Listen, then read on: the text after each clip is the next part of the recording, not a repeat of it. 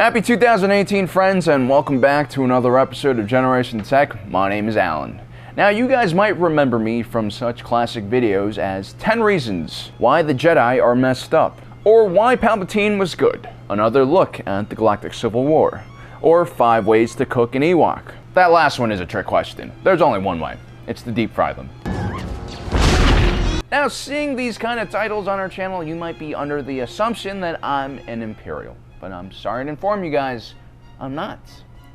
I'm just the conscientious observer of the Star Wars galaxy, one who sees imbalance and injustice at how things are being portrayed. So I choose to address these lies and issues in a fair and balanced way. Which is kind of the real point of this video. Politics puts individuals into groups. Rebels and Imperials, it gets rid of their defining characteristics and replaces them with a set of stereotypes. It makes me look at my co-host British Ben not as my best friend, but just as another faceless Imperial. Sure, he has a really strong core world accent, and when he's not trying to sell me a Jaguar, he's often talking about the glorious days of the Empire.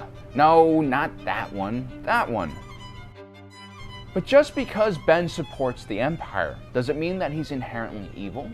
I mean, sure, he believes that the sun will never set on the Galactic Empire, but he also believes that the Empire brought civility to so many different planets in the galaxy. To Ben, the Empire is a symbol of stability, order, and left side of the road driving.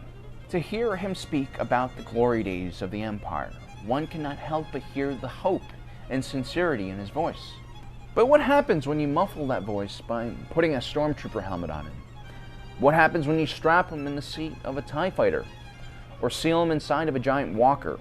What happens when you label the DS-1 orbital battle station, which employed 1.2 million living beings on it, something as crude as the Death Star? These humans are stripped of their humanity, and that's a powerful and dangerous thing. We all know how easy it is to slaughter and massacre things we believe have no sentience.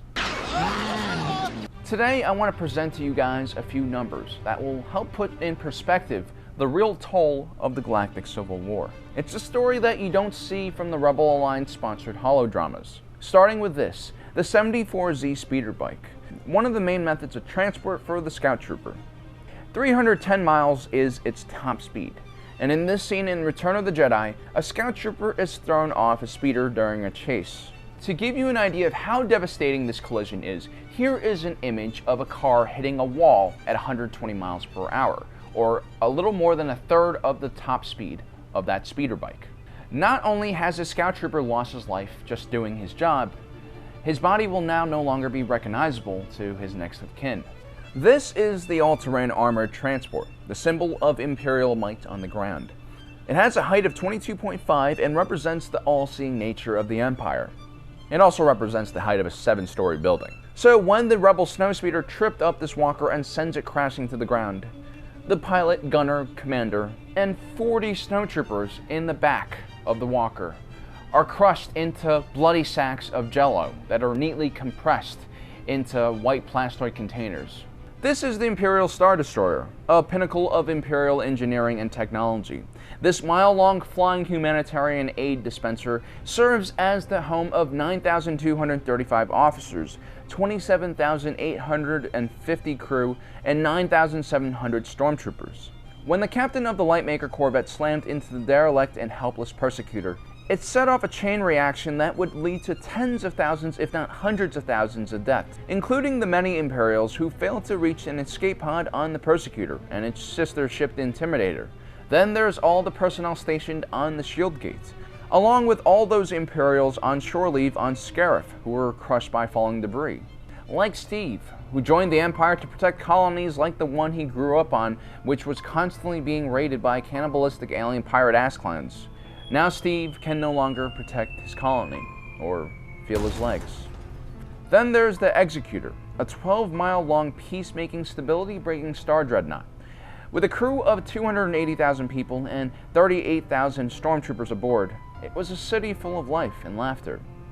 Whenever it arrived in a system, it brought a sense of relief and safety to the local inhabitants. But when a lone A-Wing smashed through its bridge during the Battle of Endor, and sent this mighty symbol of peace crashing into an even larger symbol of peace, all the hopes and dreams of those aboard were snuffed out. All their future accomplishments and dreams erased from the timeline. When Luke Skywalker flew his X-Wing down that narrow trench on the DS-1 battle station and used the satanic witchcraft to aid his proton torpedo to make an impossible 90-degree angle turn down an exhaust pipe, he not only ended the lives of 1.2 million Imperials, many of them civilian contractors, he also ended the dreams and investments the galaxy had put into this marvelous symbol of unity and hope. In any other situation, we would question the morality of a man who has killed over 1 million people. But what did the rebellion do? Give him a medal. History is written by the victors, and the Empire had its flaws, but the next time you go to celebrate the destruction of an Imperial ship or victory of a rebel hero, remember there are living, breathing people behind those blast doors and plastoid helmets. There's a father, like British Ben, who wishes only to provide his family with a safer and brighter future. His sacrifice is a noble one, even if you believe his cause is not. And to commemorate his sacrifice, to honor all those Imperials who died for a better galaxy, to pay tribute to the families of the fallen whose deceased loved ones were slandered by rebel propaganda, we will immortalize their struggle by putting it on a t-shirt with Ben's face on it. Hashtag Imperials are people too. Thanks for joining us today. If you're watching this, you are Generation Tech.